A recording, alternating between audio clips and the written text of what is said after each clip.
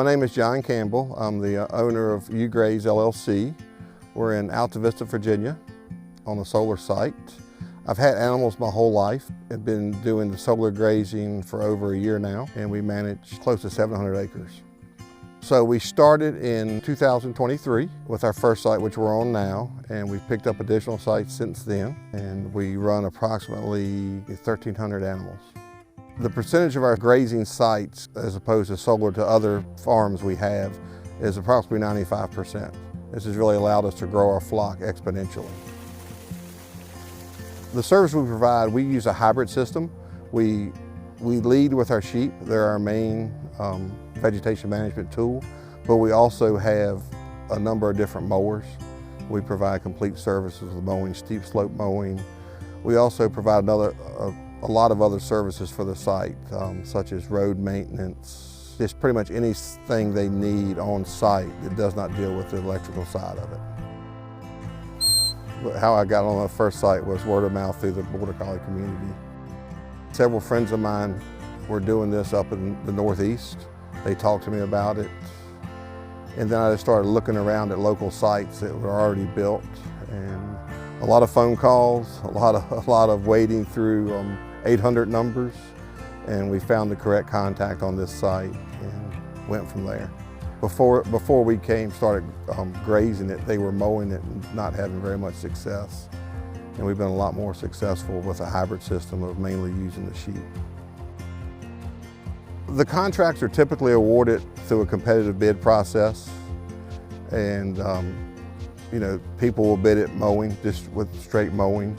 People will bid it with just using sheep, and we'll bid it our way with a hybrid model. Typically we try to get at least a 2-year contract on a bigger site because there's such a capital investment to scale up to a site this size. So with our hybrid system, typically on the mowing system, it'll be priced per mow. With our hybrid system, we give a per acre price per year.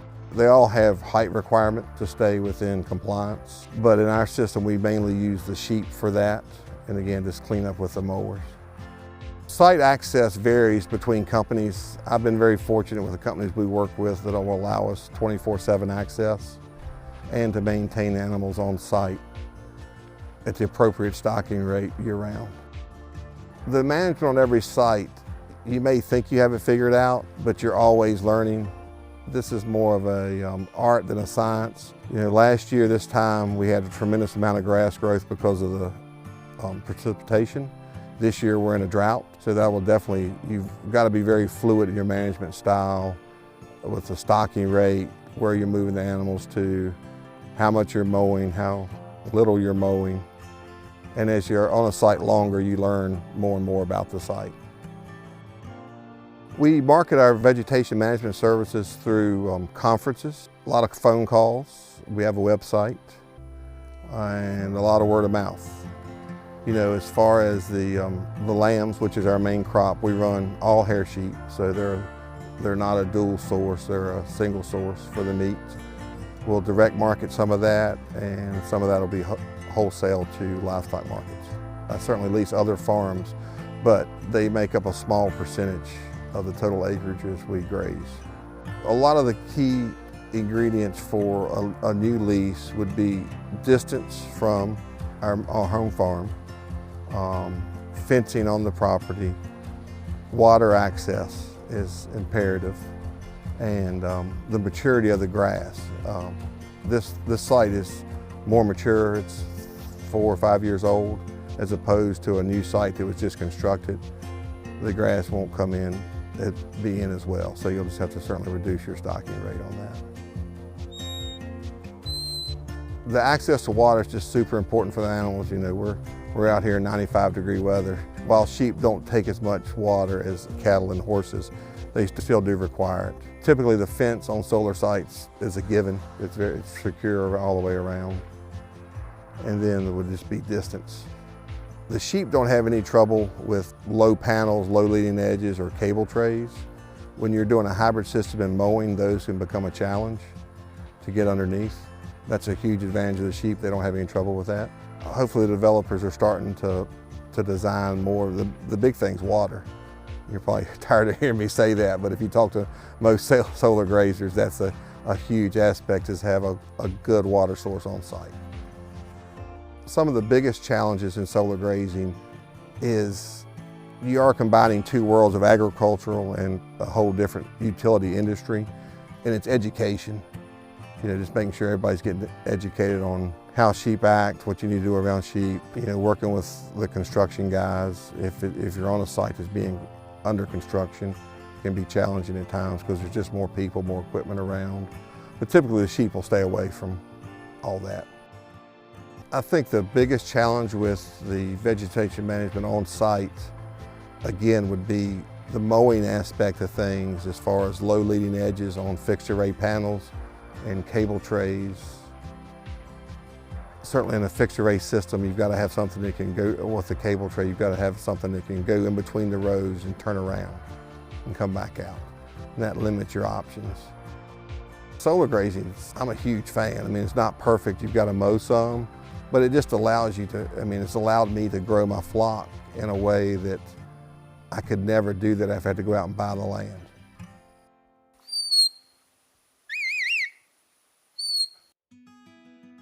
I'm on a 2-year lease, a 2-year rolling lease for this, and they've allowed me 24/7 access, which is not standard in the industry, but very, very helpful when you have animals, because they certainly don't run on our schedule.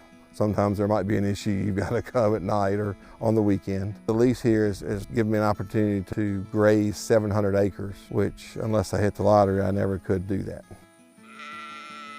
The impact of solar sites on our operation has been exponential. Before we got into solar grazing, we would run approximately 150 to 200 head of sheep. We've grown that over 6-fold now, and it's also provided, you know, additional revenue streams as far as lamb sales, selling breeding stock. The words of wisdom I would have, it's a lot more that goes into this than just buying a bunch of sheep and putting them on a solar site. My belief is if you have long-term success, you need to look at it as a professional business. You know, you've got to be very responsive to your clients, to their needs, to their wants and desires. You know, I think it's great. It's a great business. It's a great industry. It will continue to grow. But you've got to be careful on scaling up, because there's a big difference from running 50 sheep to 500 to 1,200. For the developers, and I have this discussion all the time with the developers, is, you know, first and foremost, water. Go ahead and put a well or two in. It's certainly an upfront cost, but it will save you money over 20 or 25 years of the lease. Get the leading edges up a little bit on the fixed array panels, and I don't think this will happen, but not use cab systems. So if we're going to mow this, and that cab system wasn't there, I could have a nice cab tractor and a 50-foot bush hog go up through there. Now what I've got to have is a zero turn that can come down, turn around, go out, and do that twice. So you can see what that adds to the time of mowing. The term solar grazing or agrovoltaics is relatively new. And I guess I wish people would certainly understand that it does provide a dual use for the property. You know, one of the knocks against some of the utility-sized solar sites is you're taking it out of farm production, you're taking it out of agriculture production, and that does not have to be the case. We can certainly dual use the property. We've shown that it works. That'd be a great case study of growing our flock 6-fold to do that, and without the solar sites, we wouldn't be able to do that. There's certainly starting to be some pushback on solar. I think that's come from maybe early on some sites that were not well designed and not well put in. I can tell you the sites that I'm seeing now are designed much better, using much more level ground, not as much slope on it. They're much more conscious of soil compaction and getting the vegetation in so you don't have the soil erosion. And I think more developers are looking at, I know there seems to have been a systematic shift in the last 90 days as far as more developers asking about solar grazing. And it's becoming much more important to communities for them to be able to approve a site.